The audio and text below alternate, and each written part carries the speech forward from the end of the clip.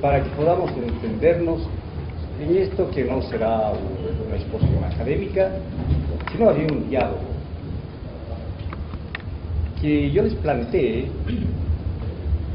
algunos problemas cardinales. Ustedes intenten responderme sin temor a equivocarse, para que así yo tenga una idea de con quién les estoy hablando, cuál es el nivel y cuáles son las necesidades de ustedes, para que pueda yo responder esta tarde. Yo les planteo un problema, piensen ustedes. Ahora se produce a máquina antes de taller manual. Toda la historia es eso, una sucesión de estos modos de producir lo que necesita el hombre. Y estos cambios no se operan de una manera pacífica, lenta, gradual, sino de una manera convulsionada, a salto. Así como en la naturaleza, como los terremotos, como la explosión de los volcanes. Así. Esa es la historia, que indudablemente tiene una diferencia con lo que sucede en la naturaleza. Allí las leyes se cumplen de una manera ciega. Pero en el mundo social, ¿no?, se cumple a través de los hombres. Pero no pues del hombre abstracto, porque ese hombre no existe. El hombre es concreto. Por ejemplo, ustedes son los hombres de esta sociedad, una parte de los hombres de esta sociedad, con características propias diferentes a los otros hombres, con quienes a veces tienen que enfrentarse todos los días. Por eso yo les digo, ¿quiénes hacen la historia? Esta sucesión de acontecimientos, por ejemplo en la historia boliviana, la revolución liberal del 900, una gran convulsión social, degradación del poder, entrega el país al imperialismo. Vienen las grandes luchas de la clase obrera contra este propio Partido Liberal. Después vienen las grandes luchas contra la rosca y de la rosca contra las masas. Viene la convulsión social del año 52, la desvirtuación total de este proceso, que también está marcado por una serie de acontecimientos trágicos unas veces, otras veces no, pero sí de una manera convulsionada. ¿Quiénes son pues los que hacen esta historia? Para decirlo de una manera más concreta, lo hacen los líderes políticos, los teóricos, los historiadores. Yo, por ejemplo, he escrito una historia de ustedes, pero yo no he protagonizado la vida de ustedes. No podría. La vida de un hombre no alcanza la historia de la clase. Nuestra clase obrera tiene 100 años, más o menos. Entonces, bueno, la vida de un hombre, la vida consciente no es suficiente para que él sea el protagonista. Podrá ser alguna época el protagonista. Pero es lógico que ese ideólogo, ese historiador que escribe la historia del movimiento obrero, está observando, interpretando. Y los políticos igual, dan una interpretación de esos acontecimientos. Ahora, ¿quiénes son pues los que hacen la historia? Ellos, estos políticos brillantes, teóricos, historiadores, o la masa gris, esa masa que sale convulsionada a las calles y arrasa todo lo que encuentra, destruye el aparato estatal. ¿Quién hace la historia? Respondan, hagan unos cosas y respondan. Y por favor, o sea, las masas, porque cuando tú dices pueblo es igual que el hombre, es una abstracción. Tú sabes, el pueblo está compuesto por campesinos, por artesanos, por la policía, por la clase media y por los proletarios. Y cada clase social por intereses diferentes, y a veces otros. Entonces no hay ese pueblo así en abstracto. Hay solo un pueblo escindido en clases, por eso hay que hablar de estas clases. Las propias masas están compuestas por clases. Los campesinos y ustedes forman parte de la las masas, pero somos cosas diferentes, ¿no? La historia la hacen, pues, las masas.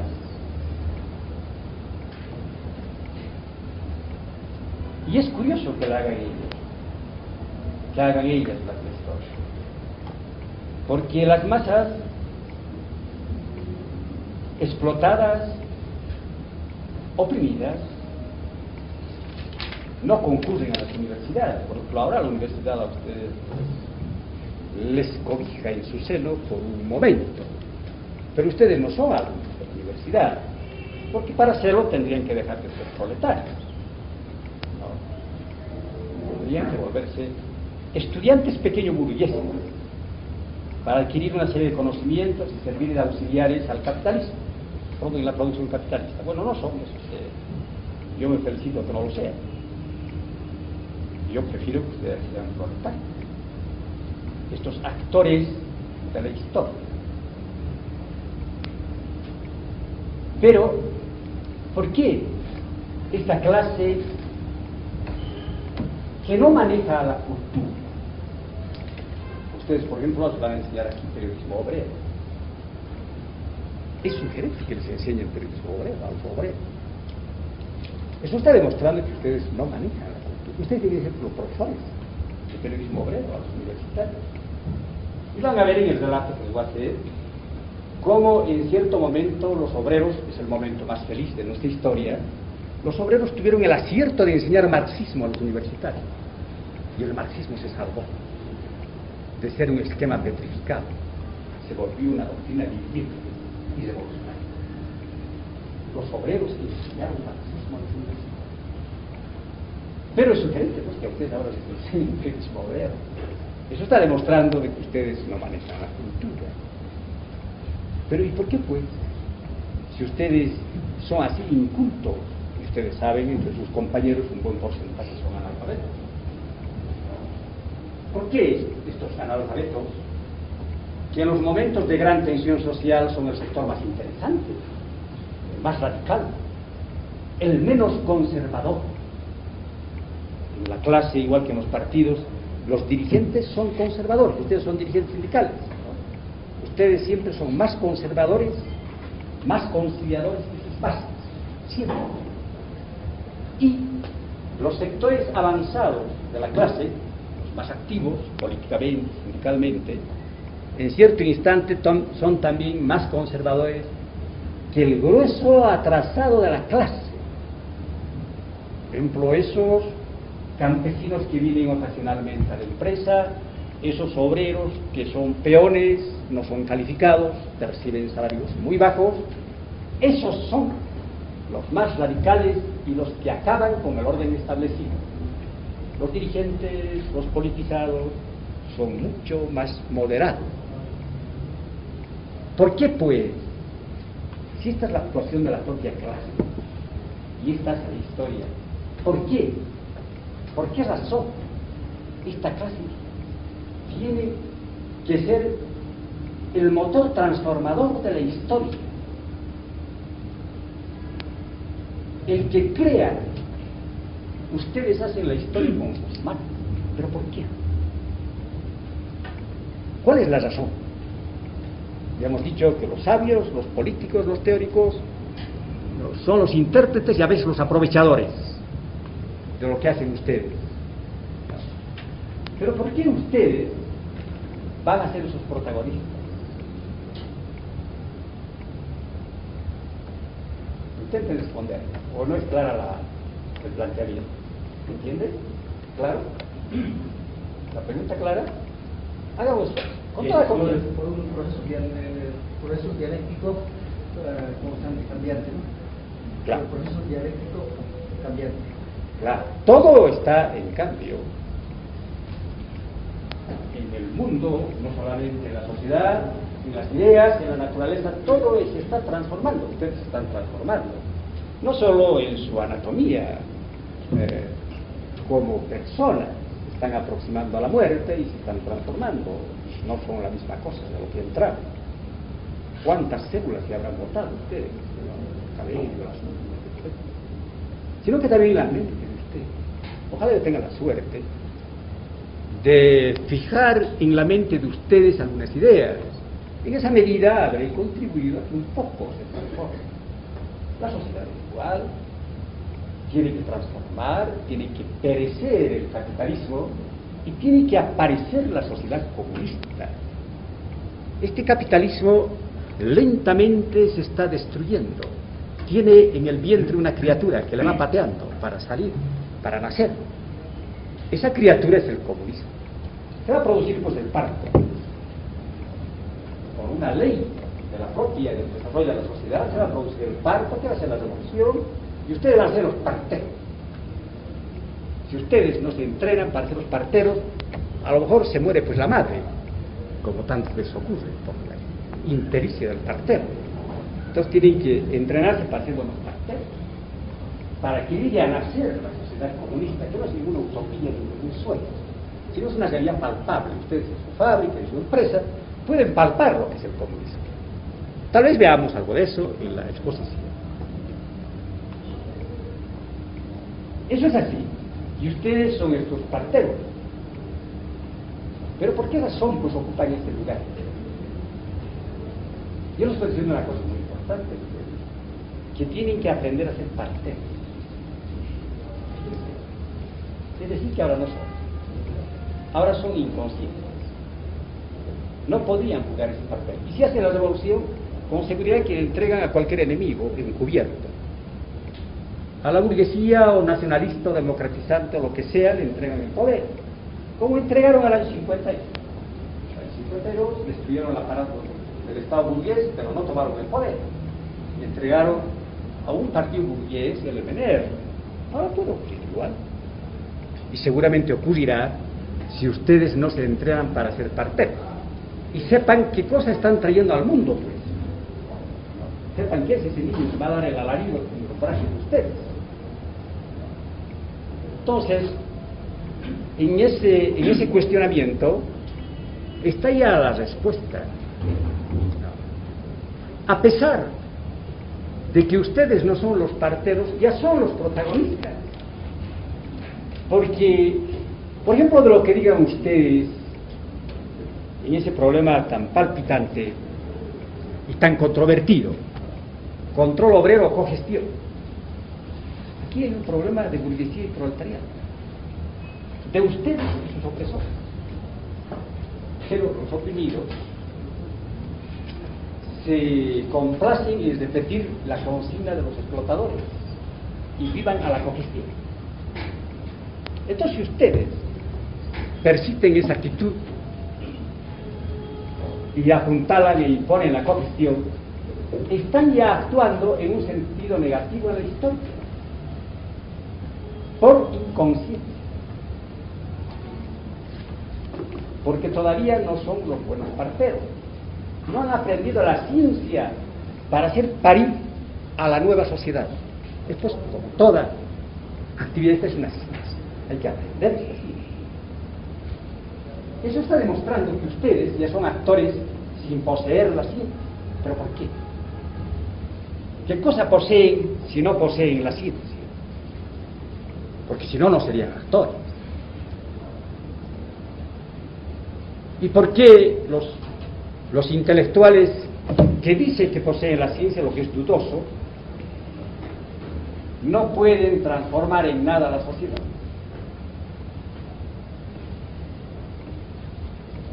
¿Por qué? Ellos no son los actores. Carlos Marx, que sentó las bases de la doctrina revolucionaria que ustedes tienen que aprender si quieren ser libres, él no asistió sino a pequeños mítines obreros, casi tan pequeños como estos. No conoció el rostro de estas multitudes sedientas de una nueva verdad. Eso no conoció.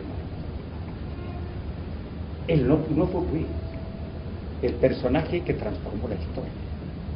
Fueron los otros, esos obreros ignorados y anónimos, que estuvieron en las barricadas. Él participó en la revolución del 48, pero como no tenía partidarios, fíjense, Karl Marx sin partidario, estuvo con los demócratas. Y después tuvo que decirnos esas palabras tan memorables sobre la vocación traidora de los demócratas burgueses. Esos nacieron y murieron como traidores de su destino. Eso no se hizo mal. Pero como observador, no como el hombre que participa directamente en esta transformación. Esos fueron los otros, los obreros anónimos, que tuvieron que soportar las traiciones de la democracia burguesa. Bueno, pero ¿por qué a pesar de eso ustedes son los actores ya de la historia? ¿Qué es sobre eso que vamos a hablar esta noche? Entonces, yo creo que hagan un esfuerzo y apunten, intenten apuntar una respuesta. Hagan un esfuerzo. Ustedes no poseen la ciencia, ustedes aún no son los parteros, y sin embargo ya son los personajes de la historia. ¿Por qué razón? ¿Qué llevan ustedes?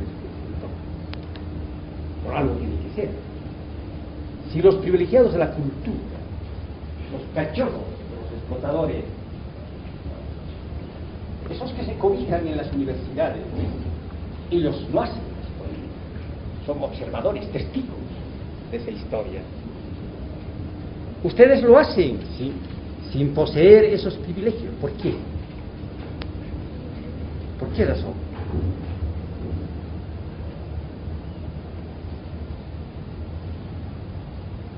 ¿Por qué razón? Ustedes han hecho varias huelgas, ¿no? Son todos protagonistas de huelgas, han hecho paro. ¿Qué cosas están planteando cuando hacen una huelga? Una necesidad. No, pero hacen parar, es la huelga, parar. Esta fábrica no trabaja. ¿Quién están diciendo pues al dueño de la fábrica? Están desconociendo al dueño de la fábrica. Y si el dueño de la fábrica trae unos soldados ahí, les da palo a ustedes, o muestra prepotencia, a lo mejor le ocupan la fábrica a ustedes. ¿Alguna vez han ocupado una fábrica ustedes? No. ¿O han tenido la idea de ocupar una fábrica? Cuando el patrón quería sabotear, cuando el patrón obstaculizaba, etcétera, ¿han tenido idea? No. ¿Nunca se les ha pasado por la cabeza? Sí. No, pero no son conciencia. Se les ha pasado por la cabeza. ¿No? Ocupar la fábrica es decir, muera la burguesía y esta fábrica puede funcionar sin burguesía. Eso es desconocer la propiedad privada. Y ustedes están asustados ahora. Porque es desconocer las leyes que se dicen ahora, pues, y es la cárcel. Porque ustedes saben, nadie puede desconocer la propiedad privada. Ustedes, por ejemplo, si son tejedores, muchos de ustedes tejedores, por la tarde, después de haber hecho muchos metros, tejido, no pueden decir, bueno, estoy yo hecho y me lo llevo a mi casa. Entonces, el patrón agarra el teléfono y lo manda a la cárcel, ¿no? Por haber hecho una sustracción de una propiedad ajena que se pertenece al patrón porque es dueño de las máquinas. Sin embargo, en ese momento conflictivo, ustedes echan todo por la borda, echan por la ventana, se olvidan y dicen abajo la propiedad privada, abajo el capitalismo, y muera la burguesía, sin gritar, en los hechos, trabajando. Eso se llama instinto. Es como cuando ustedes tienen hambre, bueno, hay que comer, han fabricado mentalmente, ¿no? Viene nomás, ¿no? Cuando han llegado a la pubertad, están 20, 25 años, hay que tener un hijo, pues, y se tiene el hijo. Es tan fuerte esa tendencia que a uno le hace perder la cabeza y el control, comete una hasta contenia. Tiene el hijo, un impulso ciego elemental no razonado, no pensado. Entonces ustedes tienen un instinto comunista. Fíjense, ustedes son comunistas sin saber. Lo que hacen en su lucha diaria tiene una esencia comunista. Si ustedes analizan muy lentamente todo lo que plantea, todo lo que dice, llevan esa esencia, porque son desposeídos, porque no tienen propiedad, por eso, de ahí les viene que cuando se educan políticamente puede transformarse en conciencia, puede transformarse en teoría política. Entonces es la sonata. Este instinto coincide con las leyes de la historia. Ustedes, como son clases evolucionarias, por eso, porque no son dueños de las fábricas, si quieren ser privilegios que tienen ustedes, explotados. Pero, como por suerte no son dueños de las fábricas, ustedes encarnan las leyes de la historia. Esta historia dice que la sociedad capitalista, al madurar, va a permitir el nacimiento del comunismo. Y ustedes todos los días en su actividad sindical están expresando ese instinto, instintivamente están expresando la tendencia comunista. Encarnan pues las leyes de la historia. Toda clase revolucionaria, en el pasado fue la burguesía, es tal cuando encarna las leyes de la historia. Por eso, por encarnar las leyes de la historia, el proletariado y las masas pueden ser protagonistas de esta historia, porque las leyes de la historia les eligen de actores. Ustedes son actores inconscientes de estas leyes de la historia. Por eso hacen esto. Bueno, ahora vamos a pasar al tema, y mejor si se aproximan, ¿no? Para que sea más fácil. Ustedes me van a preguntar todo lo que no entiendan, se oscuro, etc. Me interrumpen nomás y dicen que queremos una aclaración, ¿no? Aquí sí, por favor. Y de lo que significa la clase obrera en la historia de nuestro país. La clase obrera es el personaje central de la historia. ¿Pero cuándo? Por ejemplo, ahora es indudable que todo el acontecer político, que es parte de la historia, gira alrededor de ustedes.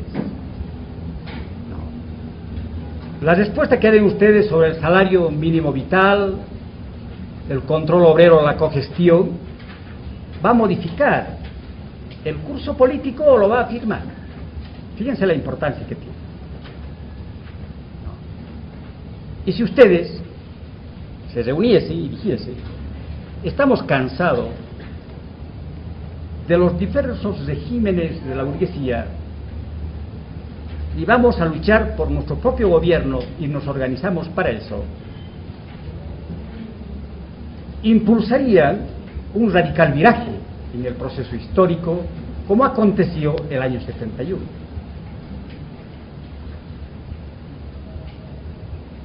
Pero si ustedes disciplinadamente se subordinan y siguen al gobierno de la UDP, que es un gobierno burgués,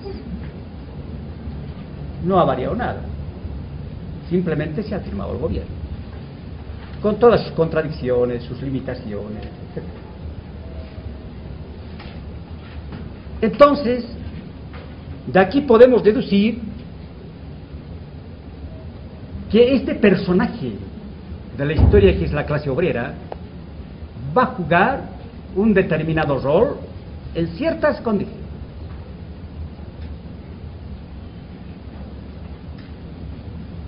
Para que sea el transformador de la sociedad,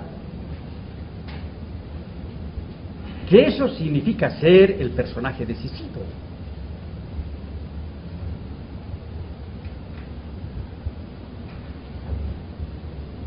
Algo así como si fuera el que va a crear la nueva sociedad. Lo que en algunos escritos se dice el demiurgo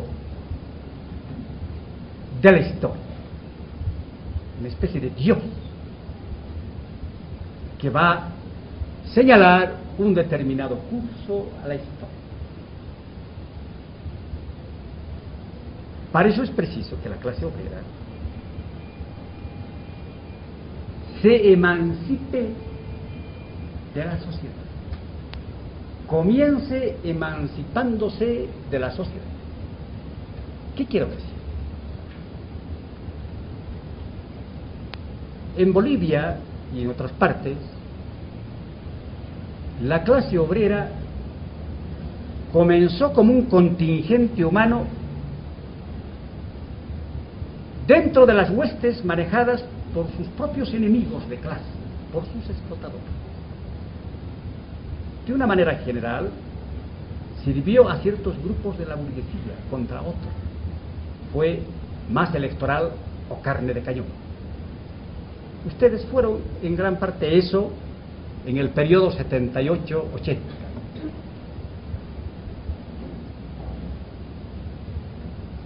Una masa capaz de dar la victoria a determinada candidatura. Pero esa candidatura no expresaba los intereses de ustedes. Otros intereses, los democráticos, que significan burgueses. Pero es así. La clase obrera comienza organizándose, poniéndose en pie, bajo el mando de su propio enemigo, de su propio explotador. Solo después se va a emancipar,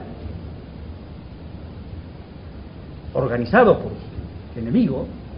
No olviden ustedes que la Federación de Mineros en Bolivia fue organizada por el MNR desde el Ministerio del Trabajo, para apuntalar al enemigo. No hay ninguna razón para que el MNR organice a una federación para que lo combata, pues. Y sin embargo, un poco más tarde, esta federación, su vanguardia, arremetió contra el nacionalismo burgués. A partir de 1945, 44, 45. Entonces, la clase, cuando ha acumulado cierta experiencia en su lucha diaria, en esa lucha que ustedes libran por mejores salarios y mejores condiciones de trabajo, vivienda, salud, educación, etc. Y en base de esta experiencia diaria plantea sus propias ideas, sus propios objetivos, lo que se llama su propia estrategia. Este es un término militar. Quiere decir, ¿cuál es el objetivo que se busca en la pelea? En la guerra es ganar la guerra tomando la capital, por ejemplo, del país enemigo. Esa es la finalidad estratégica. La clase obrera tiene pues su propia estrategia, que es diferente a la de las otras clases, porque sus intereses materiales son diferentes. Ustedes, en definitiva, lo que quieren es ganar más. Ahora, están planteando eso.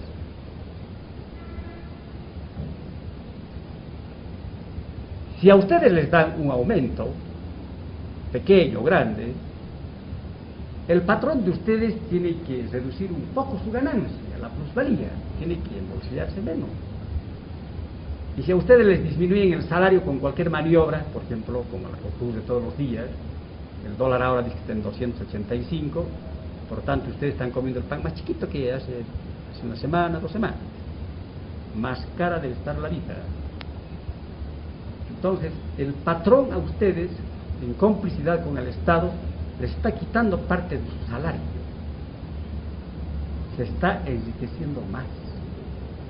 Pero si ustedes con una huelga general logran imponerle 40.000 pesos de salario mínimo vital con escala móvil, de manera que no baje su capacidad de compra, que sube 5 puntos el costo de vida, automáticamente sube en la misma proporción el salario.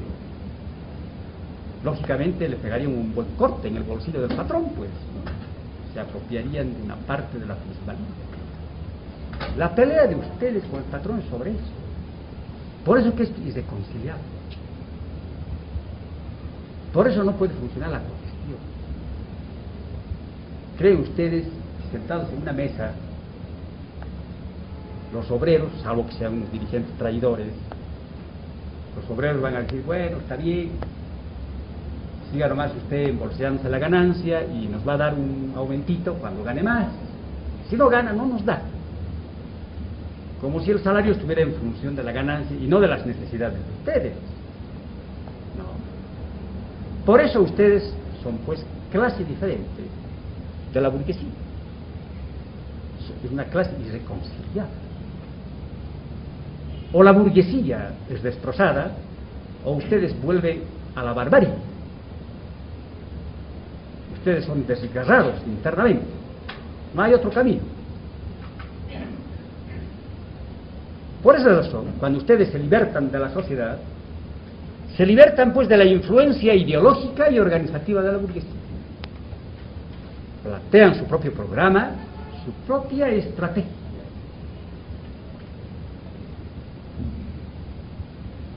Ya eran ustedes, como dije, instinto comunista. Era instintivamente clase revolucionaria, posibilidad de clase revolucionaria. Pero no actuaban como clase revolucionaria, actuaban al servicio de los explotadores. Ahora es decir, se realizan como clases revolucionarias cuando tienen su propia ideología, su propio programa, su propia política. Eso se llama la independencia política. Eso que hablan en todos los discursos los días de fiesta, ¿no?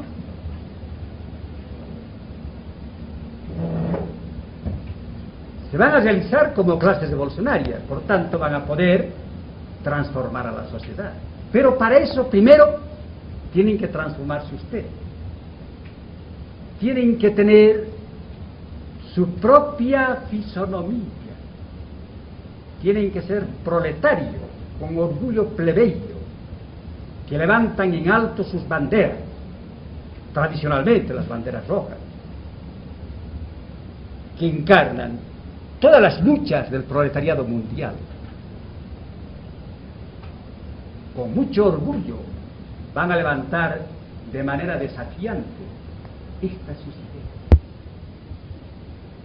Entonces sí, se están transformando en clases revolucionarias. Porque fíjense,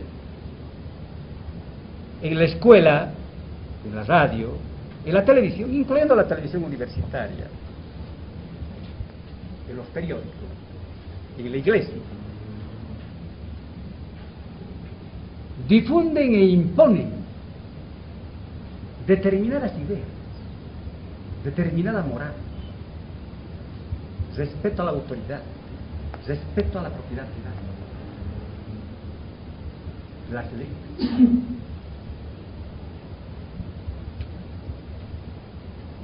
¿Qué son, pues? No son sino las ideas de la burguesía que es dueña del poder. No son de ustedes. Ustedes se mueven y actúan como maniquíes, como robots, como instrumentos. Les hacen actuar. Eso es pues crear la opinión pública. Por ejemplo, los periodistas, esos grandes periodistas, son fabricantes de opinión pública. Eso parece entreno. Grandes rotativos que mantiene el imperialismo y lanzan desde las ideas científicas hasta la moda, hasta la cocina. Y ustedes pueden tener revistas para los bebés, revistas para estar en el baño, para distraerse, etcétera, ¿no? Que las historietas tales y cuales. Todo eso les va deformando el cerebro y les va creando ciertas ideas, cierto criterio. Esa es la opinión. Entonces ustedes comienzan o concluyen pensando como sus explotadores. Para eso, pues, la burguesía crea las escuelas de periodismo y esas grandes cadenas que distribuyen las noticias, la UPI, la P, la FP, etcétera. Eso que leen ustedes en los periódicos, informaciones inocentes, bien encubiertas, llevando en el fondo una motivación política de clase de la burguesía, del imperialismo. O en otros periódicos, unos de derecha, otros demócratas, etcétera, ocultando las noticias y deformando. Seguramente ustedes constatan todos los días, país chiquito este, Presencia, Hoy, Última Hora, El Diario, van dosificando la autocensura que se ponen los directores y la censura directa o indirecta que les imponen de arriba. En Bolivia eso es muy fácil. El Estado es el gran avisador, es el que puede alimentar los periódicos. Viven del Estado los periódicos. Entonces, por eso el Estado tiene un gran poder. Pues si no, no publiquen eso. Por ejemplo, la última vez ha habido un sugestivo encontrón entre el ministro de Defensa y un comandante de una unidad militar, un elemento de derecha, que ha pronunciado un discurso desafiante. Se ha publicado el discurso del ministro, pero no del opositor. Entonces, esta prensa informativa informa lo que le conviene. Así se va creando la opinión pública y se van imponiendo las ideas, que son las ideas propias de la clase dominante, para defender la propiedad privada. Entonces, cuando ustedes comienzan a tener ideas propias, estas ideas son ideas de herejes, igual que en la Edad Media, cuando los herejes decían algo, ponían un montón de leña y los quemaban vivos.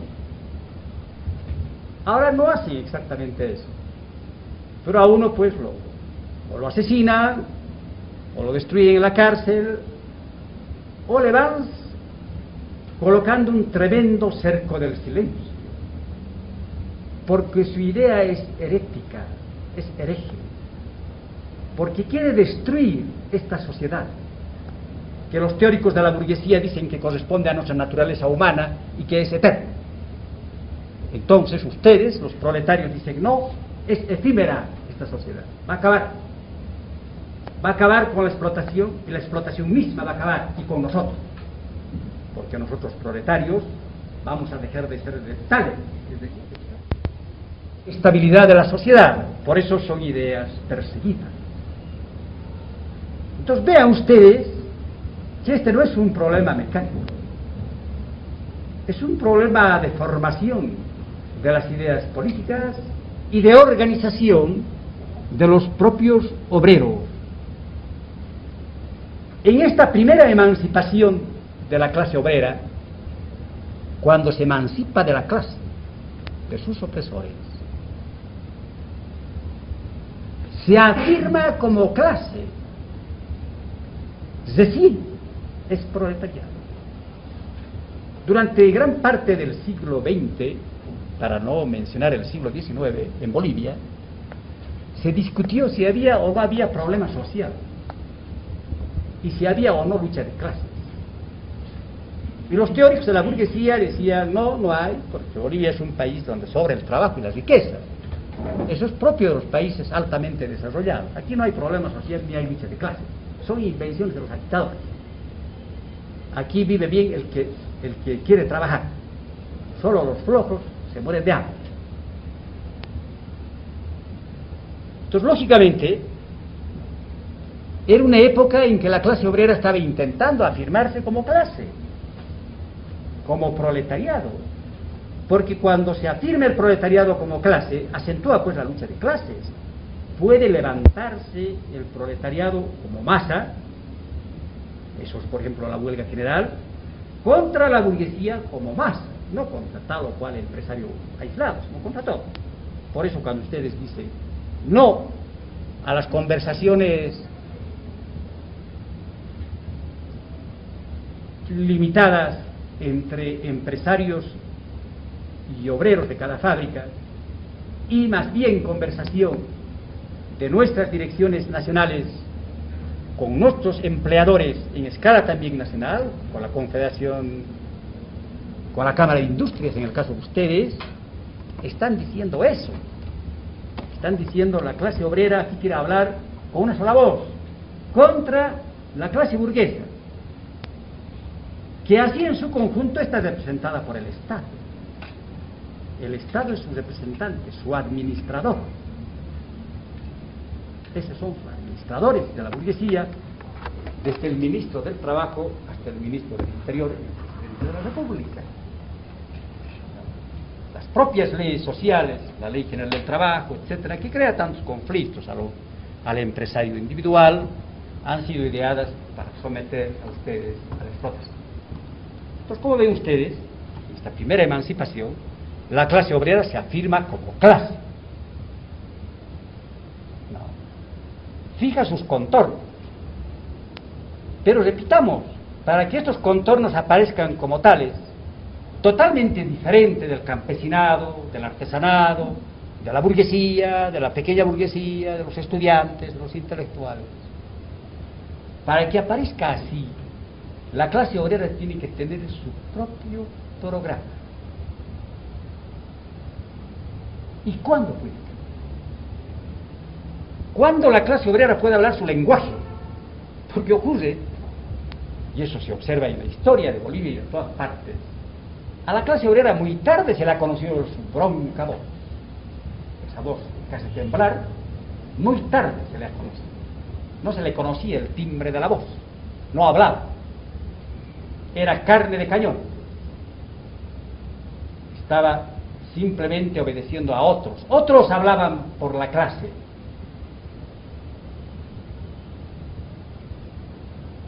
Para que la clase tenga su propia fisonomía, su propio programa y su propia voz, tiene que organizarse en partido político.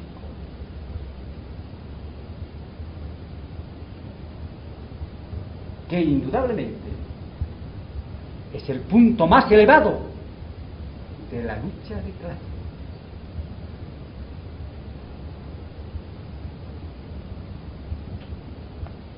Pero no sé si ustedes mentalmente están siguiendo el debate.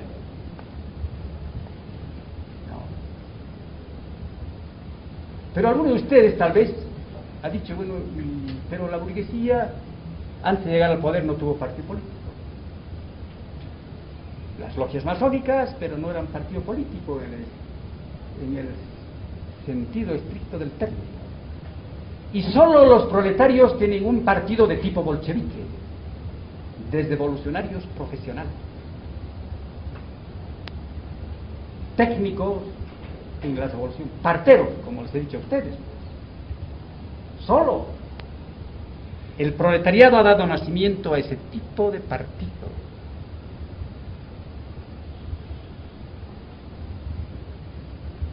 ¿Por qué creemos que es esa diferencia? Que la burguesía no necesita tener partido y el proletariado necesita tener un partido muy sofisticado, muy especializado. ¿Por qué? Por ejemplo, un partido electoral, el Partido Liberal, los partidos nacionalistas, esos que hacen en los barrios, grandes reuniones en vísperas de las elecciones, a veces con unas salteñas, unos discursos y unos cuantos vivas, preparando a la gente para votar al día siguiente. No son partidos proletariados, porque después se disuelven hasta la otra elección, hasta los 4 años. El partido del proletariado es una vanguardia que actúa todos los días en el seno de la clase, organizando, educando y movilizando a los obreros en la lucha diaria. Y con elementos entrenados para estos menesteres, educados para eso. Es una minoría selecta de obreros, una vanguardia minoritaria. Pero ¿por qué creen ustedes que hay esa diferencia? La burguesía antes no precisó este tipo de partidos, ahora suficiente que tenga una montonera electoral. Y el proletariado, que precisa este instrumento tan refinado. ¿A qué se debe esa diferencia? Ustedes pueden responder. Viendo las diferencias entre una y otra clase, habrá algún esfuerzo. Sobre todo eso les va a permitir un poco descansar. Es muy tensa la explicación, muy tensa, con muchas ideas. Sí.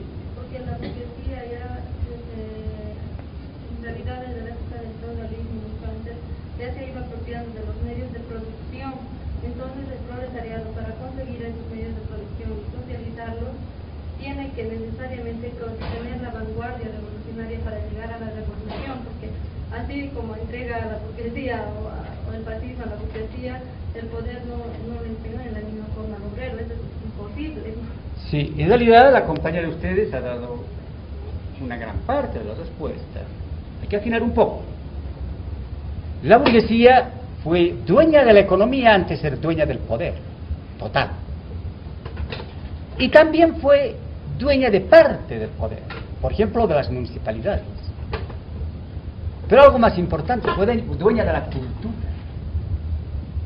Todos los grandes pensadores que transformaron la cultura en vísperas de las clásicas revoluciones burguesas, económicamente, lo son también culturalmente. Por eso necesitan otro instrumento para expresarse, un partido particular que solo aparece con el proletariado, el partido de tipo bolchevique, en homenaje a los revolucionarios rusos que organizaron esta vanguardia con revolucionarios profesionales, obreros, estudiantes, intelectuales, que adquieren una nueva profesión, no que reciben sueldo, esos son burócratas degenerados, otra cosa. No confundir ese problema. Esos no merecen sino el desprecio de nosotros. Esos que van a los partidos para sacar el sueldito. No. Sino que aprenden el oficio de organizar y de dirigir a los obreros en la lucha revolucionaria.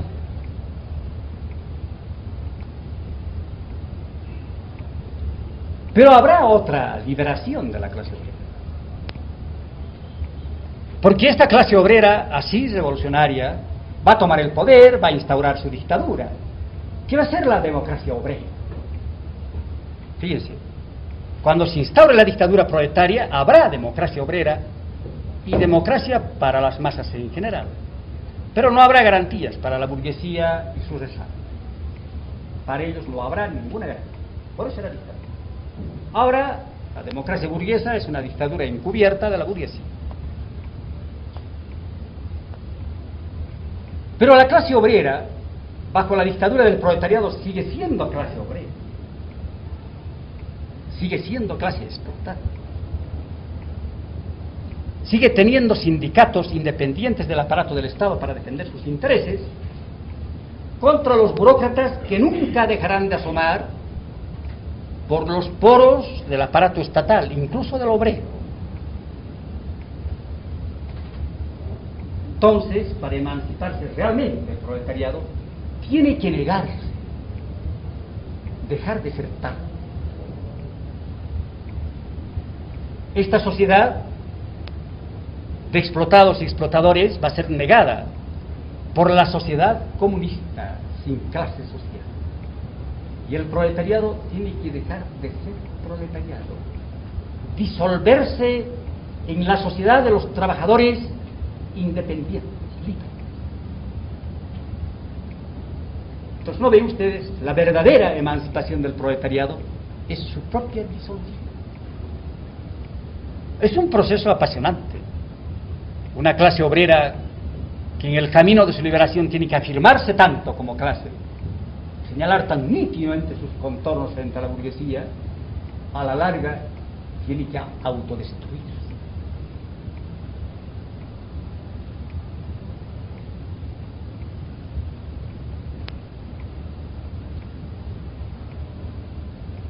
Este proceso de la clase obrera formándose como tal, como clase, formándose en partido político, este proceso de transformación de la sociedad, de la destrucción del aparato estatal burgués y su sustitución por la dictadura proletaria,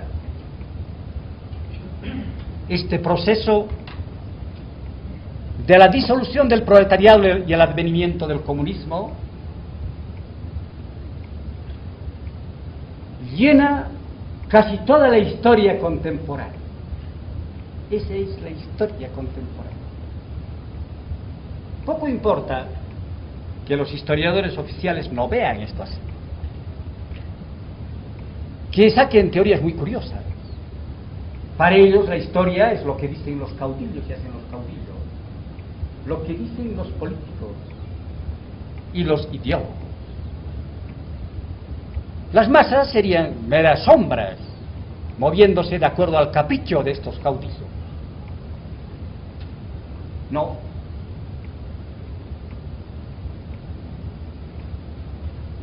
Y este contenido de la historia por la transformación de la clase se debe al hecho de que esta transformación es la clave para que la actual sociedad sea negada y superada por otra,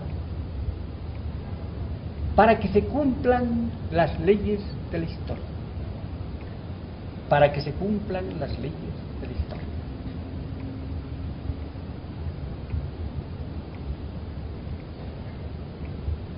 La clase obrera es el gran actor. Sería imposible escribir una buena historia de Bolivia prescindiendo de las grandes luchas de su proletariado pequeño, atrasado, inculto. Porque este proletariado, por estos factores negativos, encarna el devenir histórico. Eso es lo que decía el compañero de ustedes, la constante transformación de la sociedad. Es el devenir histórico. Una sociedad que está cambiando. Por nuestra acción, por nuestra lucha contra los opresores, está en continua transformación. Porque la clase obrera es la encarnación, como hemos indicado, de las leyes de la historia. Encarna el progreso. Solamente la clase obrera. Porque en esta descomunal lucha por mantener la vieja sociedad o transformarla, hay pues el choque entre quienes encarnan la conservación de lo establecido, son los reaccionarios. Por ejemplo, esos que le meten un parchecito a la propiedad privada, que saca una ley limitando el derecho de herencia, aumentando los impuestos. Esos que no quieren tocar la plusvalía del capitalista y solo van al control de cambios, por ejemplo. Esos son conservadores, aunque son reformistas. Quieren reformar lo viejo, embellecer lo viejo.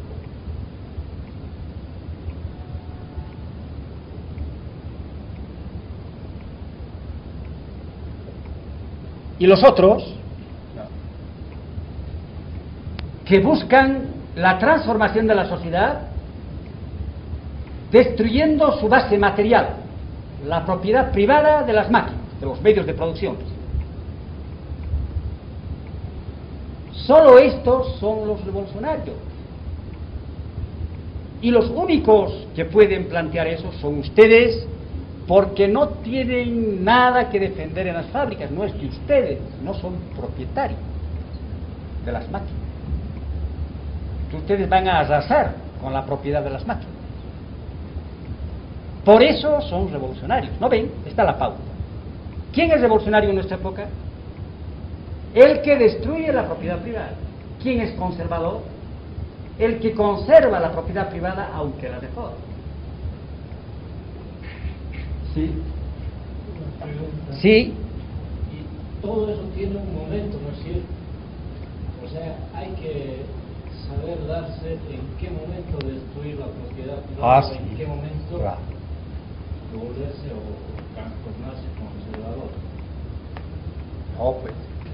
Si tú... ¿En qué momento mantener esa esencia de conservador y en qué momento tratar de destruir la propiedad privada, como usted plantea? Sí, Pero fíjate. eso está marcado en un momento económico y social que actualmente no la tenemos, me parece. En Bolivia. Está bien. Lo que pregunta está bien para aclarar. Bueno, yo te voy a explicar de que el momento de destruir la propiedad privada viene cuando las fuerzas productivas, que son tu energía muscular y los medios de producción que indican el grado de dominio del hombre sobre la naturaleza cuando esas fuerzas productivas chocan con la propiedad privada burguesa, ya no pueden desarrollarse, porque la propiedad burguesa les estrangula. Cuando esto sucede, se abre lo que dice Marx, el periodo de la revolución social. La posibilidad, entender, la posibilidad de que se pueda destruir la propiedad privada.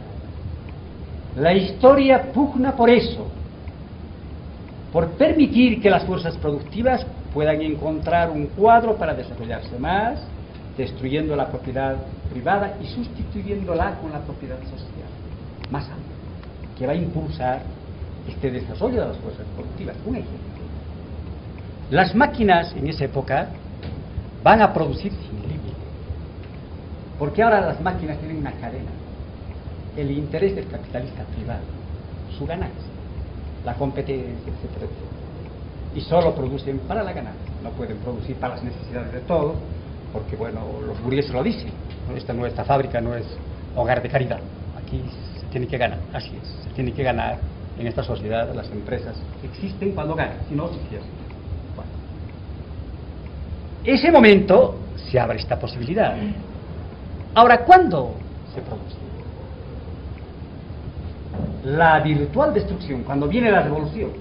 Y como hemos indicado, la revolución viene cuando la clase obrera se organiza como partido político. Y vamos a ver después cómo en ese momento se transforma en caudillo nacional. En ese momento. Entonces, la condición para destruir la propiedad privada no es el factor económico, es el factor político.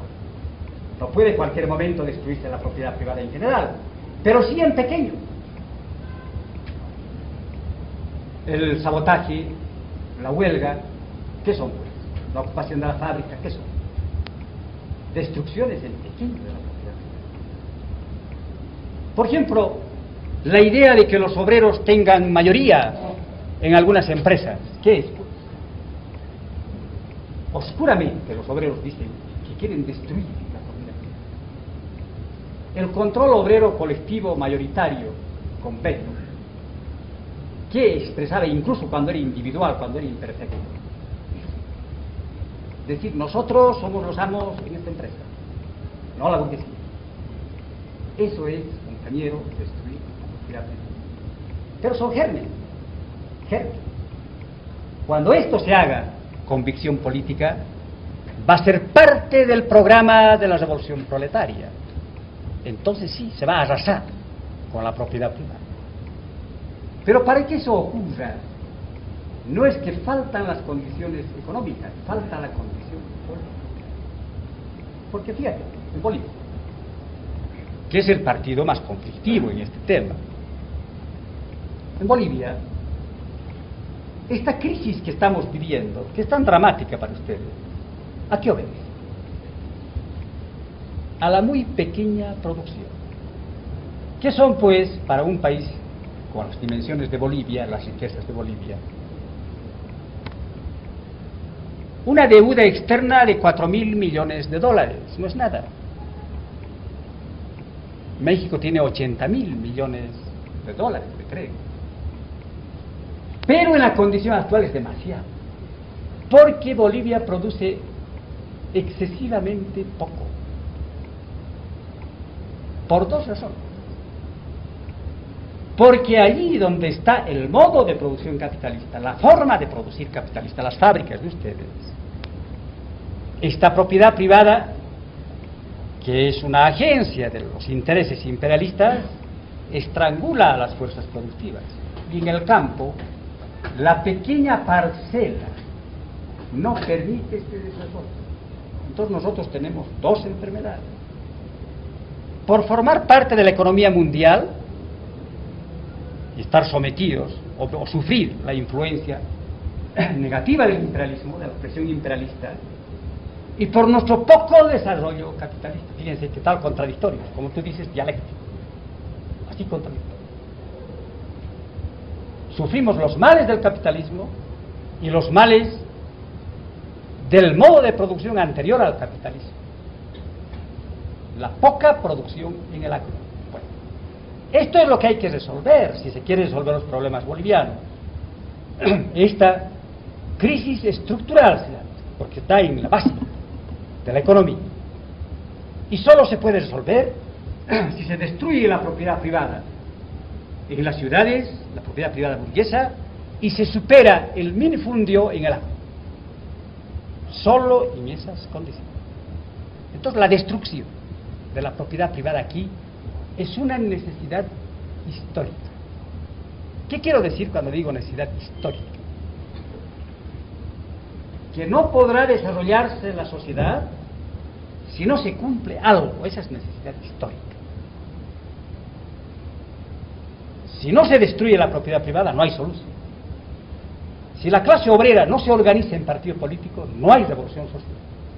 Esas son las necesidades históricas del partido político y la destrucción de la propiedad privada. ¿Está bien? Así van a preguntar todo lo que ustedes deseen. Bueno, es muy cansadora la exposición, ¿no? ¿No quieren ustedes unos 2 minutos que les haga alguna pregunta así para descansar? Sí, señor. Sí. La respuesta que ha dado es desde el punto de vista de la clase. Sí. Pero en la actualidad estamos pasando de que hay una respuesta intermedia. Usted su opinión respecto a esta posición intermedia, muy de la clase, para dar respuesta al problema de producción y al problema de la pequeña parcela en el campo. ¿Cuál es la respuesta intermedia? ¿A qué te refieres? Al reformismo. Oh. Esa sería, la respuesta que ha dado sería desde el punto de vista de la clase. La clase obrera responde a este desafío histórico, transformando la sociedad. Pero estamos viendo en el proceso, claro. estamos atravesando, recorriendo este camino de la historia, en el cual el reformismo, o sea, la clase burguesa, con muchos exportadores, están tomando teorías, no las quieren comprometer incluso a la propia clase, Dar sus respuestas. su propio objetivo. Ya. Respecto Ya. a este camino de transición que la burguesía está buscando. Eso es normal, pues, ¿no?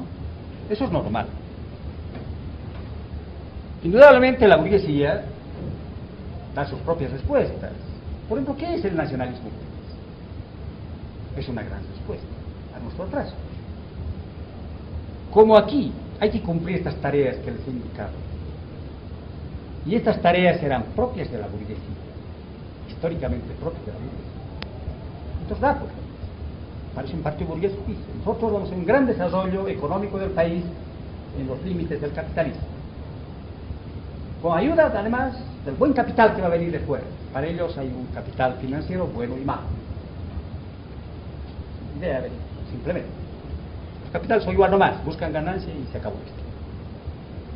Entonces, esta gran respuesta burguesa en la práctica va a fracasar, como tantas veces ha fracasado. Pero mientras tanto, ustedes mismos van a ser ganados para esa posición. Muchos de ustedes van a decir, sí, está bien. ¿Para qué ninguna revolución ni nada? Si aquí se va a lograr un gran desarrollo de la economía y todo el mundo va a tener trabajo, va a mejorar nuestro estándar de vida, etcétera, etcétera. Y apoyan, van a hacer elecciones, votan. Hasta que tienen que comprobar en su carne, en su pellejo, las tradiciones de esa burguesía. Las proposiciones que tú llamas intermedias, que había que llamar burguesas, más, son las más avanzadas, son reformistas, porque quieren reformar algunos aspectos del régimen capitalista imperante. Por ejemplo, ahora concretamente, ¿qué quieren hacer? Quieren imponer la cogestión. Dicen en las empresas estatizadas, pero después puede ser en todas las empresas.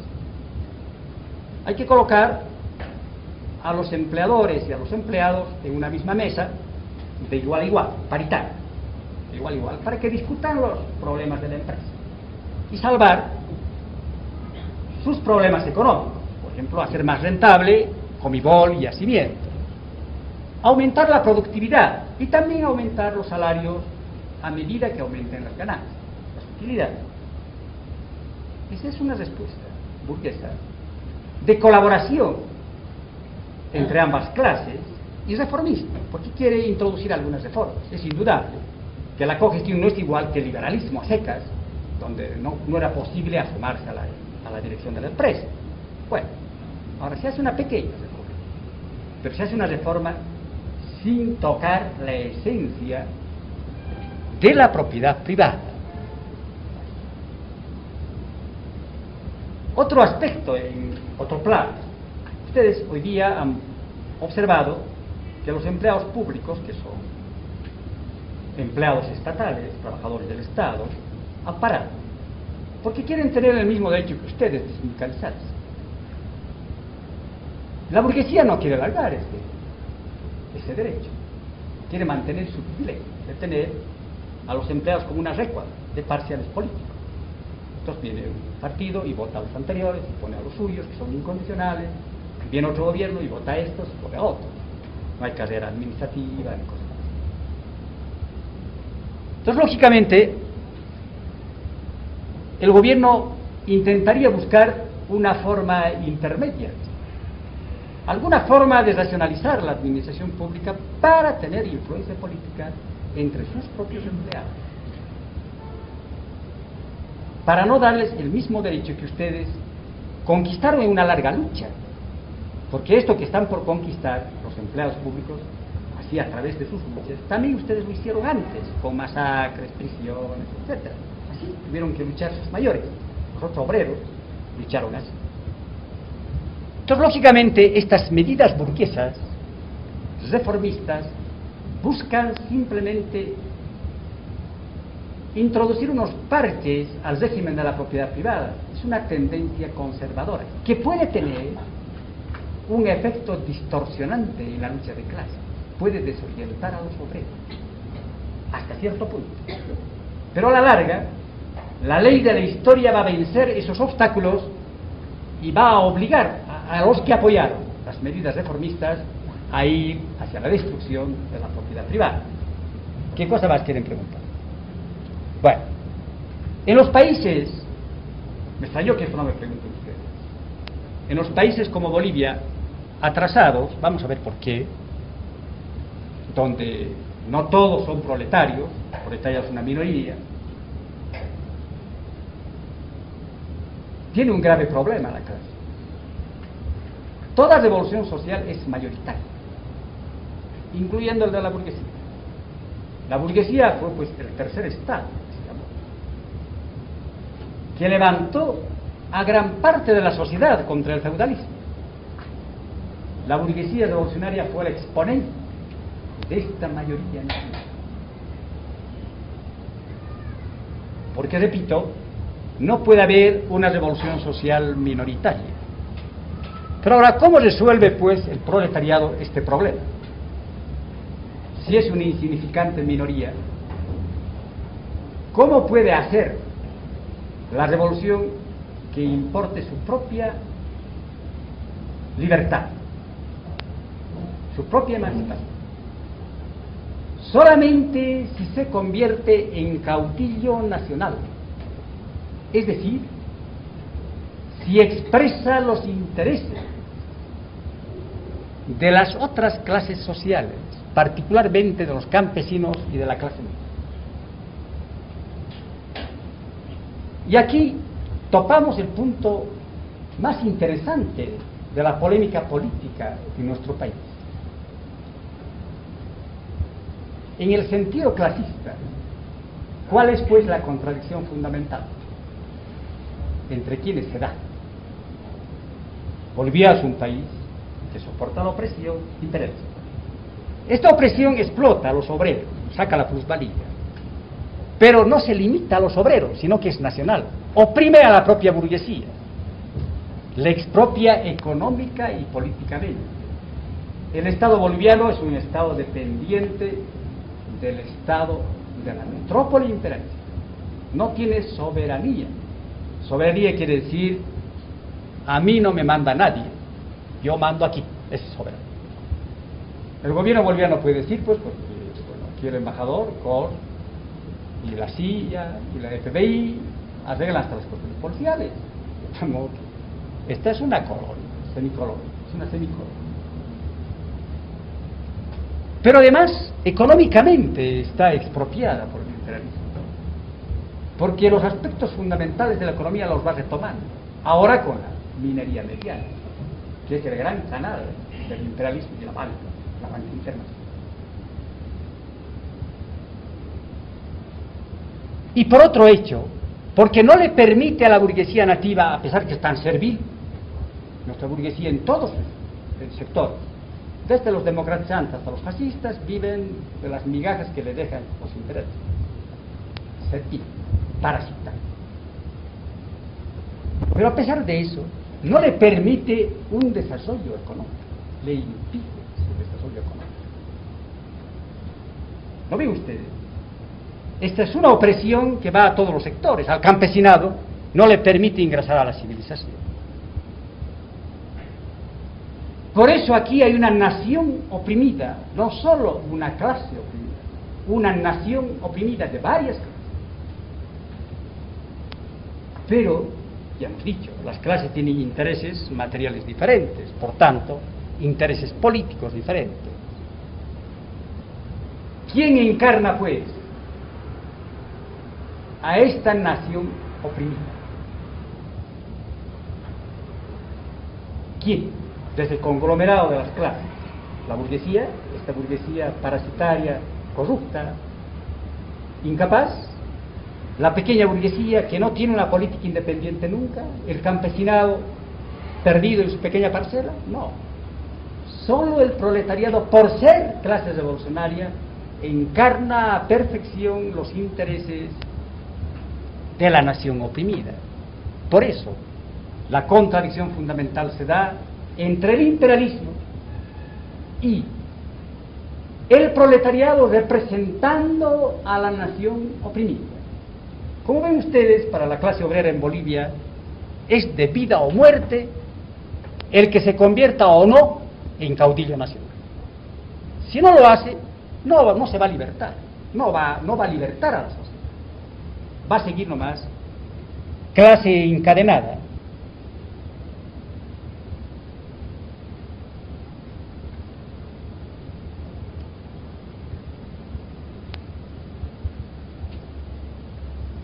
Bueno, sí.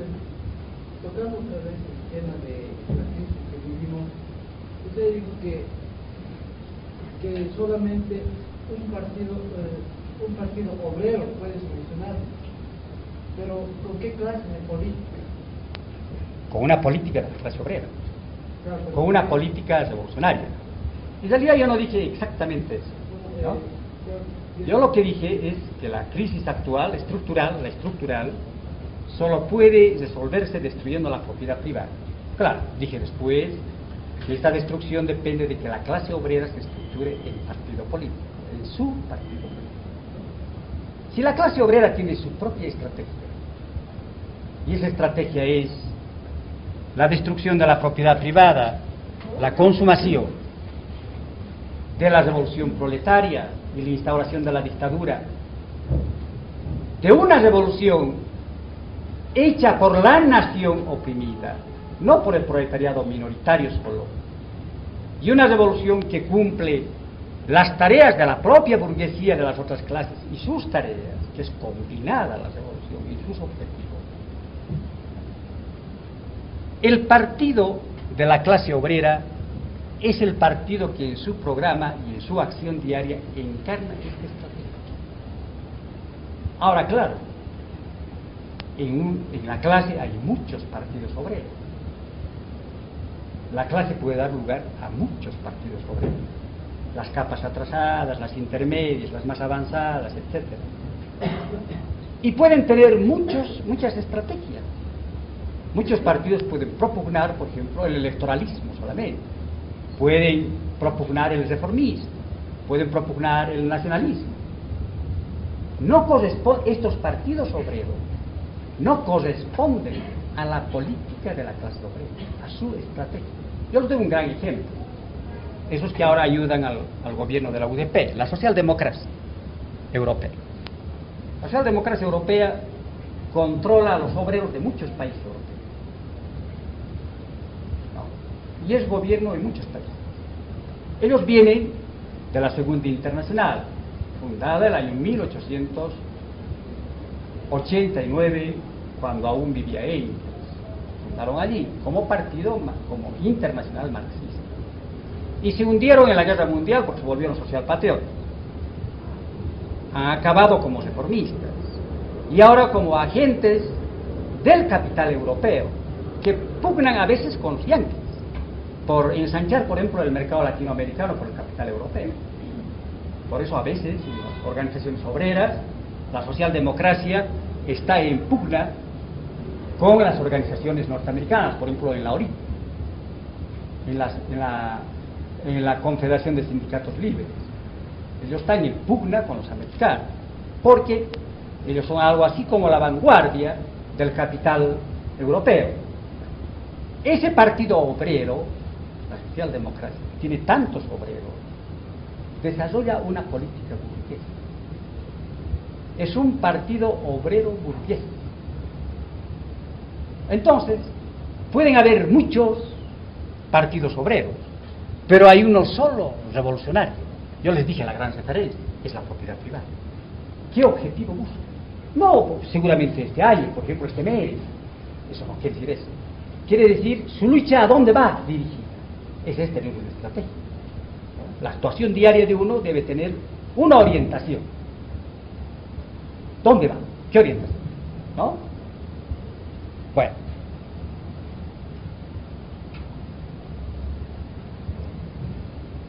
Ahora, ¿cómo pues esta clase obrera va a llegar a la revolución?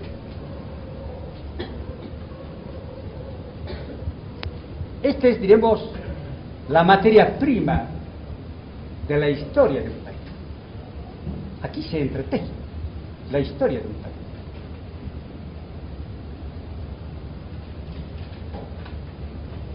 Solamente puede llegar a la revolución si en su actividad diaria, en eso que ustedes hacen todos los días en el sindicato, en la lucha por los salarios, por el mejoramiento de las condiciones de trabajo, la jornada, etcétera, etcétera, ¿no? La jornada de trabajo, todo. Si en esa lucha diaria, por esos objetivos inmediatos que se tocan, porque se refieren pues a la vida y al trabajo, de todos los días, problema de todos los días. Y partiendo de una realidad concreta, del propio atraso de la clase, de su atraso ideológico.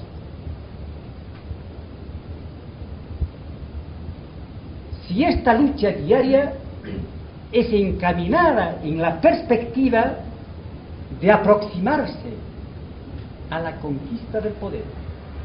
Bueno, el concepto es un poco oscuro, les voy a aclarar. Quiere decir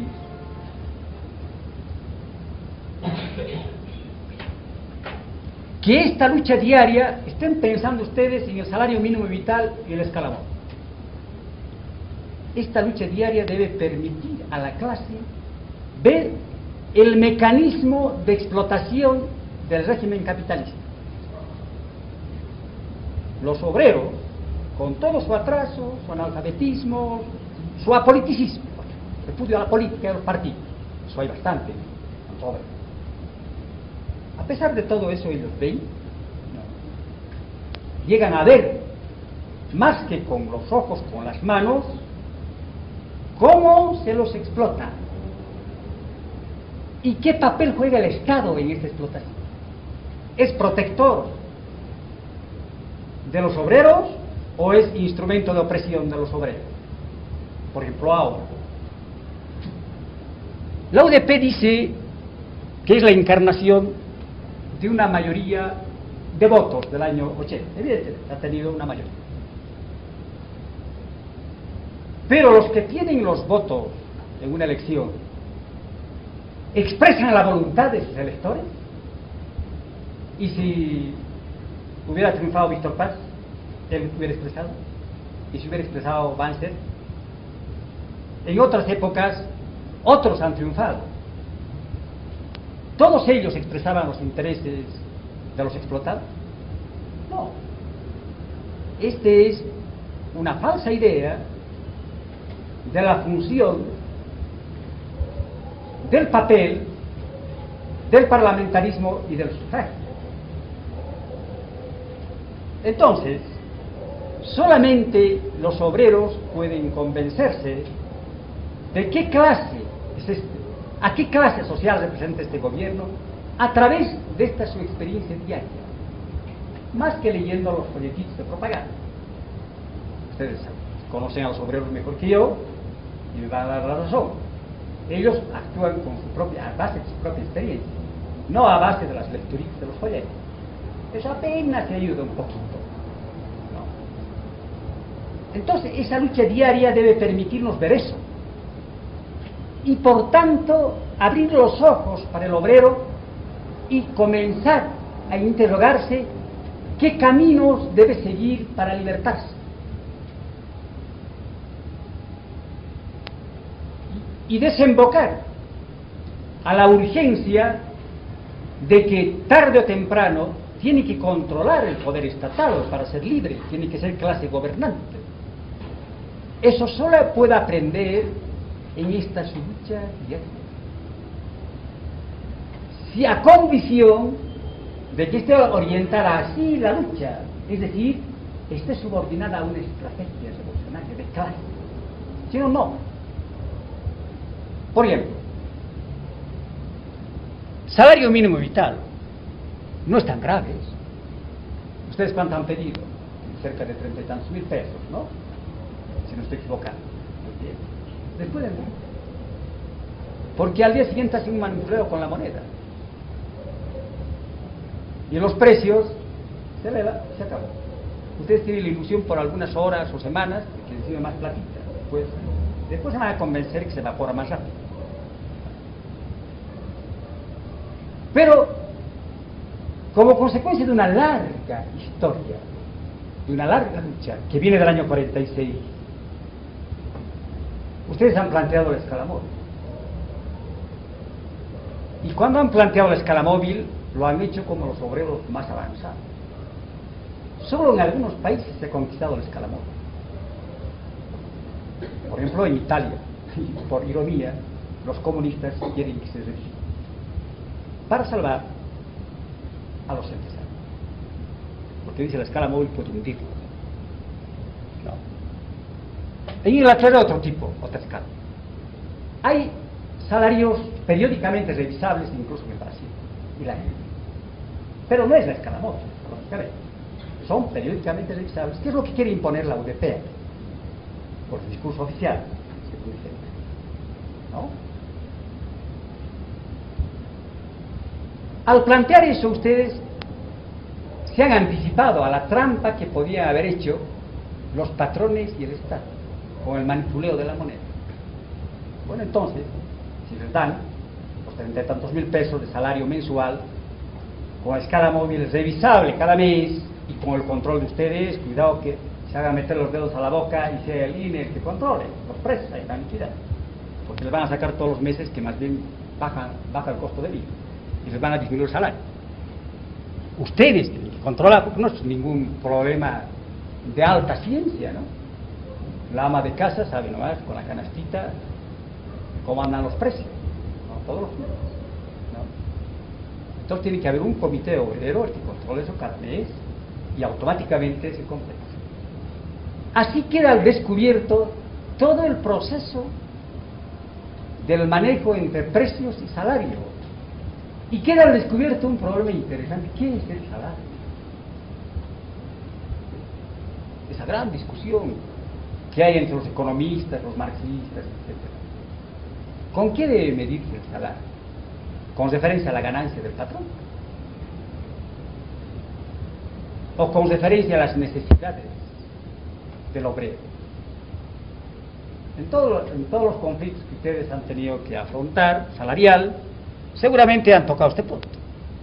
El patrón ha dicho, bueno, aquí que voy perdiendo, saca un libro falso y dice, de contabilidad dice, estoy perdiendo, por tanto no puedo dar más salario. Cuando gane, ustedes trabajen más, ¿cómo no? Y algo más, dice, yo puedo dar, por ejemplo, a destaco el trabajo. Tanto, producen tanto y obtienen tanto de prima por sobreproducción. Y les hacen reventar a ustedes trabajan. El salario, fijarse, de acuerdo a las necesidades del obrero, porque esa es su esencia. El salario es el precio del valor de la mercancía fuerza de trabajo, de la fuerza muscular que usted. Esta es una mercancía porque vende todos los días. No crean a los curas cuando les dicen, no, eso es ofender a la criatura de Dios, ¿cómo va a ser tratada como mercancía? Eso no puede ser mercancía. Es cosa de los comunistas que quieren mercancía a la clase obrera. Pero como ustedes saben mejor que yo, tienen que vender y a vil precio. Ahora por que hay desocupación, casi no hay caso de discutir. Uno acepta lo que le dan. Entonces, esta mercancía, que es por eso, porque se vende en el mercado, tiene un valor determinado por el valor de los productos que va a consumir el obrero para reponer su fuerza de trabajo que se ha gastado en el proceso del trabajo. El patrón les compra esta fuerza de trabajo, pone a trabajar, ¿no? Ustedes se cansan, se agotan, se intoxican, ¿no? Y de ahí saca la plusvalía el burgués. Saca, además de su salario que ha invertido, un exceso de valor, otro valor que creo que es su ganancia. Es el secreto de la explotación del capital. Mientras hay salario, ustedes son explotados. Más explotados, menos explotados, son explotados. Porque solo les devuelve el salario una parte de lo que produce. La otra parte se lo trabajan gratis para el patrón. Esa es la cosa. Pero en ese proceso, ustedes se agotan y precisan consumir alimentos, dormir, ducharse, etcétera, para al día siguiente volver a ser explotado. Ese es el valor de la fuerza de trabajo que en el mercado se expresa en billetes, en el salario, que es su precio. Solamente esto debe primar en la fijación del salario. Si el dirigente sindical no es un traidor, y tipo, en fin, porque está desorientado o por algo, sale a favor del patrón y está comenzando a propugnar que primero gane el patrón la plata para después pagar un poco más de salario. No, la tarea del sindicato es procurar que la fuerza de trabajo se venda por lo menos por su valor. Por lo menos, por su valor. ¿Parece eso? Sí. Sí. Creo que mención a una situación de que no está de acuerdo con una cogestión obrera. Sí. Precisamente usted se contradice en cuanto indica de que el patrón puede mostrar un libro falso en el cual indique que no tiene ganancias y que sigue explotando al trabajador. Pero entonces, ¿por qué no permitir que el trabajador tenga participación en su cogestión y sea el que participe y esté al tanto sobre la misma producción que tenga? Y en base a eso, en base a ese ganancia y al mismo control que le dice, exige un sueldo y un salario acorde con sus necesidades y las mismas ganancias que tiene el patrón. Porque me amplío un poco más. Si tenemos una congestión, los obreros controlan las fábricas, al mismo tiempo están aprendiendo el manejo de esa fábrica, están aprendiendo a administrar esa fábrica. Y con un tiempo, esos trabajadores van a saberlo administrar perfectamente. ¿Y por qué no nacionalizar esas fábricas y que sea el trabajador el que lo maneje esas fábricas? Y al mismo tiempo, entonces, él tendría la oportunidad de tener mucho más en cuanto al salario y a su misma fuerza de trabajo está dando para producir mucho más. Fíjate, tú tienes la confusión, expresas la confusión reinante. Confundir cogestión con control obrero, que son dos cosas totalmente diferentes. Nosotros no conocíamos la cogestión, recién hablan de la cogestión. Nosotros hemos hablado y hemos luchado por el control obrero y hemos ejercitado el control obrero y ha fracasado el tipo de control obrero impuesto por el MNR, que era un control obrero individual. El control obrero es una reivindicación que aparece en escala internacional cuando los obreros deciden ser la fuerza decisiva, la voz decisiva en la empresa y poner al desnudo el mecanismo de la explotación capitalista y, como tú dices, entrenarse en el manejo de la empresa. Claro, por suerte a esos obreros no se les ocurrió plantear lo que tú planteas, que el salario debe fijarse de acuerdo a las necesidades y a la ganancia, porque esa es la mejor forma de cooperar al patrón. En realidad, el salario solo debe fijarse de acuerdo a las necesidades del obrero. Bueno, esta reivindicación tan valiosa era inseparable de un ejercicio colectivo del control, porque se planteó que sean los consejos de fábrica, organizaciones más amplias que el sindicato.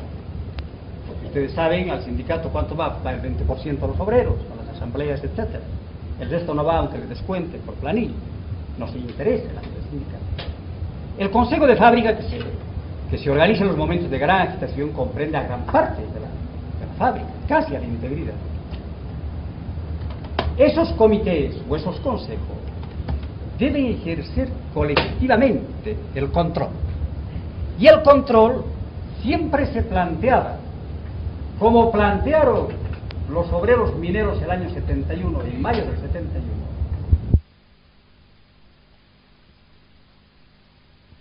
Escaldados en esta lucha. Ha habido polémicas, discusiones, etc. a lo largo de los años. Solamente porque no se atreve a preguntarse a qué clase social representa la UGT.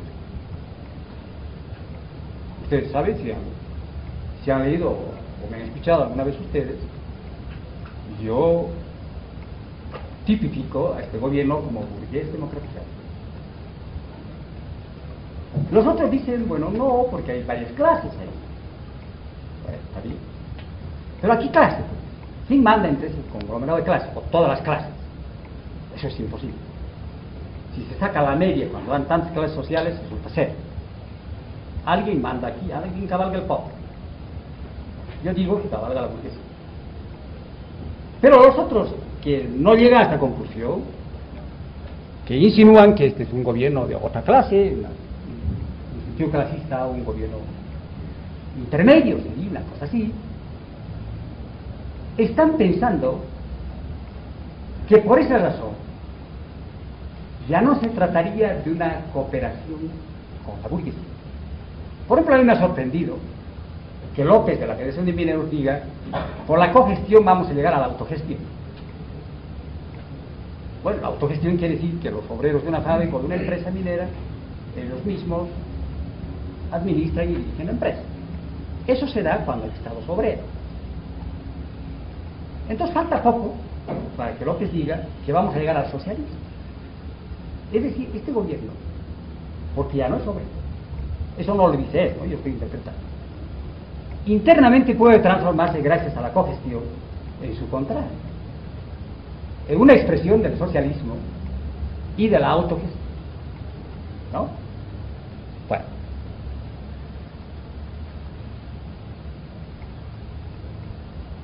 quiere decir de que no hay pues una academia donde los obreros puedan prepararse para la revolución. No existe. Y tampoco un tiempo especial. Es muy tarde ya. Son las 9. Muy tarde. Yo puedo resumir. Sí, yo creo, porque... Ya. Sí. Entonces vamos a redondear, ¿no? Muy brevemente, ¿no? Entonces no existe un tiempo especial en la que pueda prepararse tranquilamente la clase obrera para la revolución. ¿Se prepara ahora en la lucha o no se prepara? No. Entonces cuando dice la clase obrera no está madura, esa gente está expresando esta idea contraria a los obreros, de que aún hay tiempo o hay lugar donde puedan prepararse de manera independiente. Eso es mentira, es solo en esta lucha diaria. Es aquí donde ellos darán los primeros pasos para lograr su conciencia de clase, que quiere decir conocer la estrategia propia de la clase. Y por eso se van a ver obligados a formar el partido, su partido. Porque el partido es el portador de la ciencia social, del marxismo, del programa revolucionario, que es el elemento que va a permitir transformar la conciencia de clase, convertir la lucha sindical en lucha política. Este proceso llena, pues, toda la historia boliviana de la última época. Una clase obrera que apuntaba al Partido Liberal. Los antecesores de ustedes han sido grandes liberales, se han hecho romper las costillas por el Partido Liberal. Cuando el liberalismo estaba abriendo las puertas al interés, pero la llegada del capital financiero transformó al país, convirtió a Bolivia en un país capitalista atrasado, determinó la incipiencia de la burguesía porque no fue un proceso interno el capitalismo, sino venido de fuera como fuerza invasora, creó las particularidades nacionales, su atraso, y creó al proletariado moderno. Este proletariado no tardó en dar los primeros pasos para emanciparse, y lo hizo a su modo, apoyando a la izquierda liberal, al Partido Radical y al Partido Republicano. Y por este camino, los universitarios y los obreros de avanzada fueron canales de introducción del marxismo. En esta época, el marxismo iba de la universidad a la fábrica, que es la peor desgracia, porque va simplemente como consigo. Un marxismo muerto. En base de estas ideas rudimentarias se organizaron los múltiples partidos socialistas de antes de la guerra del Chaco. Después de la guerra del Chaco, la clase obrera ajusta cuentas con el movimiento más importante de la clase dominante, con el nacionalismo burgués. Madura en la medida en que se emancipa del nacionalismo burgués, en que es su negación. Se posterga en la medida en que sigue al nacionalismo burgués. Y lógicamente, en este proceso, la clase obrera comienza a llevar la voz cantante en la lucha contra el nacionalismo burgués. Y es entonces que el marxismo va a la inversa ahora. Va de las minas a la universidad.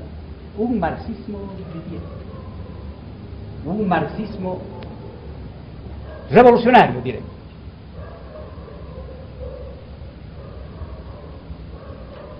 El año 52, los obreros destruyen el aparato estatal, pero no toman el poder. Han madurado para destruir el aparato público. No han madurado para tomar el poder. Y eso se refleja en su propio partido político. Porque si el partido penetra en la masa y la transforma, también se transforma a sí mismo el partido. La masa le plantea problemas que es preciso que se refleje en el programa político, que el programa se actualice. Ahora estamos viviendo esa etapa. Estamos viviendo esa etapa. El proceso de aproximación, de lucha, distanciamiento con el nacionalismo burgués, de sus múltiples manifestaciones, va planteando los otros problemas. ¿Es posible o no es posible la revolución proletaria en Bolivia? ¿Qué caminos se siguen? Por ejemplo, el problema de la cogestión contra el obrero, etc. ¿Qué papel juegan las reivindicaciones sobre los problemas salariales en esta lucha revolucionaria? El partido debe elevarse a la altura de la clase y responder este proceso.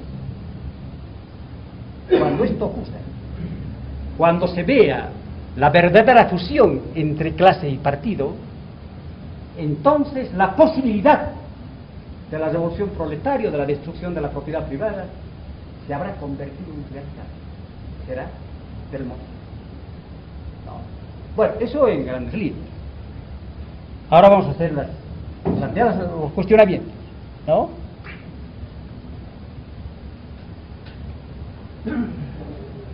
Sí.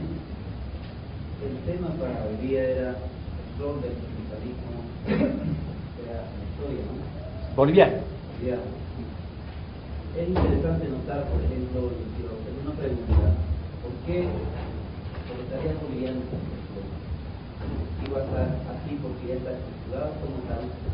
qué papel ha jugado. Es decir, por ejemplo, clase obrera y en Argentina, clase obrera y en Brasil. Pero sin embargo, en Bolivia tenemos una clase obrera minoritaria. Particular. Combativa. Sí, particular. Y su máxima expresión, finalmente, pese a que sea estructurada como clase, no está expresada en partidos. No, su máxima expresión se da a nivel del sindicalismo. Sí. Tiene una serie de documentos que lo hacen famoso, por ejemplo, la Jesús Lacalle Lima, 46, en 1952 a favor de Latino Minero, 71, la tesis de la Central Obrera, cuál es el rol solamente del sindicato. Y esto funciona con la primera pregunta de que hay la ideología intermedia, que se parece a la ideología completa, cómo emancipa el sindicalismo esa ideología que particularmente confunde en este democrático. Ya. En realidad no se debe decir la clase obrera ya está formada. Daría la impresión de que la clase obrera ha llegado al pináculo de la evolución de su conciencia, lo que no es cierto. Si tú, por ejemplo, recuerdas la gran oscilación hacia el polo burgués en el proceso democratizante, parecería que la clase obrera se olvidó de todo lo que hizo antes y de todo lo que dijo. En realidad es una clase en constante transformación, que va evolucionando en su conciencia de clase y también se va estancando. Bueno, ¿y qué papel juega pues el sindicato en este proceso? En una clase obrera que es diferente de la Argentina, pongamos el caso, o de Guatemala. ¿En qué medida? En la medida en que la clase obrera vive todo el ciclo del proceso nacionalista. Aquí hemos tenido un vigoroso movimiento nacionalista, muy anti-yanqui. Don Víctor Paz, en la oposición, quería echar a todas las misiones americanas de Bolivia, la militar, la de educación, etcétera, porque eran agentes del imperio. Y se proclamaba marxista desde el palacio, desde los balcones del palacio de gobierno. Y acaba el caballero como un agente del imperialismo y del gorilismo. Ese es el ciclo del nacionalismo. Una burguesía que plantea sus respuestas y que por el empuje de la propia clase obrera se ve obligada a girar hacia el polo de la reacción e identificarse con el imperativo. Esta experiencia y las consecuencias que se saquen de diferente nivel según los sectores obreros y las capas obreras marcan la ventaja del proletariado boliviano. De ahí viene su gran politización, más que la combatividad, la politización, porque los sindicatos bolivianos son una excepción en escala mundial. Están organizados en base de documentos programáticos revolucionarios. Por ejemplo, la tesis de Pulacayo, la propia tesis política de la COP, a pesar de su carácter contradictorio, los documentos de la Asamblea Popular y otra serie de documentos de federaciones, etcétera, están mostrando una clase obrera que se organiza sindicalmente alrededor de ideas políticas revolucionarias. Y para que veas con mayor claridad el problema, no tienes que olvidar que la tesis de Pulacayo es un documento trotskista. Entonces, el sindicalismo fundamental, organizado en base de estas ideas tan avanzadas. Pero, ¿eso quiere decir que el sindicato sustituye al partido? De ninguna manera. Esa labor de politización, de transformación de los sindicatos y de la clase, la realizan los núcleos políticos. La prueba está que los sindicatos, las federaciones y confederaciones, a veces van pues contra sus principios revolucionarios, con ciertos documentos, ¿no? Actúan en sentido contrario, por ejemplo, apoyo a la burguesía. ¿Cuándo? Cuando los dirigentes obedecen a los partidos burgueses. El sindicato ha sufrido y sufrirá la influencia ideológica de los partidos políticos. y está bien. Lo que está mal es que sufra la influencia burocratizada de los partidos. Porque un partido revolucionario va a dar al sindicalismo su gran orientación revolucionaria, como demuestra la historia. Ahora, ¿por qué el nacionalismo, lo que tú llamas posición intermedia burguesa, puede desorientar a los sindicatos? Porque logra un ocasional control de la organización sindical. Un sindicato es un frente único de clase, están los obreros de todas las tendencias y los que no tienen tendencia política, todos ellos. Por eso tiene que haber una democracia sindical allí, para que todos puedan coexistir. De acuerdo a la correlación de fuerzas y otros factores políticos, diferentes tendencias políticas pueden sucesivamente dominar el sindicato como dirección. Entonces le van a dar una diferente orientación política a ese sindicato. En este caso, la burguesía está actuando a través de una capa de dirigentes del sindicalismo, pero también puede actuar a través de los sectores atrasados de las masas. Porque no vayan a creer ustedes que el sindicato no sufre la influencia de la burguesía, está en medio de la lucha de clases, es un factor en la lucha de clases, y sufre la influencia poderosa de la burguesía. Y la burguesía actúa no solo a través de la prensa, actúa a través de ciertos sectores obreros, de los más atrasados, por ejemplo, de las capas sindicales, a veces, de las capas de dirigentes sindicales. Son como quintas columnas que actúan en el seno del movimiento obrero, desarrollando una política burguesa. Por ejemplo, yo tenía una larga discusión con el señor Lechín. El señor Lechín, cuando estaba en la izquierda del MNR, le dije, bueno, usted es dirigente sindical, muy bien, pero usted primero es nacionalista, muy bien. Entonces usted es una expresión obrerista del nacionalismo burgués. Usted desarrolla una política burguesa. Esa es su posición. Lógicamente, él se ampara en que es dirigente sindical, por tanto es expresión del pensamiento del obrero. Había que preguntarle, si pero los documentos del movimiento obrero, ¿por qué usted va con él? Son diferentes. Sí, hacemos Sí. tarde. Miren, compañeros, les proponemos lo siguiente. 9:15. Sí, la alternativa es la siguiente. Para resumir un poco, toda la conversación, la disertación acá del compañero Lora, queríamos proponerles 2 o 3 preguntas, no sé cuántas. Sí, unas 2 pueden ser. 2 preguntas, ¿no? Y para que esto se lo resuelva en trabajo de grupos ahora, para eso teníamos un lapso previsto de unos 30 minutos y para que luego echemos en plenario. Ahora, la alternativa que hago a la sala, como también acá al señor disertante, es la siguiente: que se las vean las preguntas, las anotan y para mañana, ¿no?, al iniciar podríamos un poco discutirlas, para un poco enlazar con la otra parte de la disertación que va a tener ya a cargo otra personalidad. No sé, es de usted la respuesta. La segunda opción. Bien, por favor, entonces.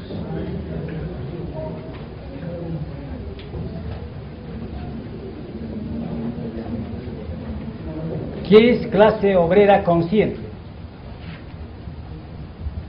¿Ya? Otra pregunta. ¿Por qué la clase proletaria es el motor de la historia?